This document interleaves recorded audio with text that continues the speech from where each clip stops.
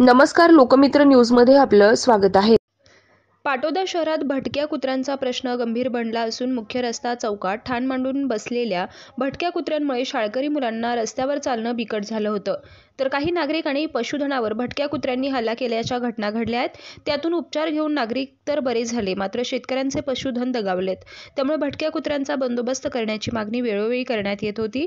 याच अनुषंगानं पाटोदा पोलीस ठाण्यात आयोजित शांतता कमिटीमध्ये यावर चर्चा करण्यात आली होती। यावेळी पाटोदा नगरपंचायतचे नगराध्यक्ष सौ दीपाली जाधव यांचे पती राजू भैया जाधव यांनी लवकरच तोडगा काढून पाटोदा शहर भटक्या कुत्र्यांपासून मुक्त करण्यात येईल असं आश्वासन दिलं होतं। या अनुषंगानं दिनांक 23 सप्टेंबर सोमवारपासून भटक्या कुत्र्यांचा बंदोबस्त करण्यासाठी लातूर येथील पथकाला पाचारण करण्यात आलं असून या पथकाने सकाळपासून भटक्या कुत्र्यांना जेरबंद करण्यास सुरुवात केली होती। यामुळे पाटोदा शहरातील नागरिकांचा बिकट प्रश्न मार्गी लागला असल्यानं दिलेलं आश्वासन पूर्ण केल्याबद्दल पाटोदा नगरपंचायतच्या नागरिकातून आभार व्यक्त करण्यात येत आहे।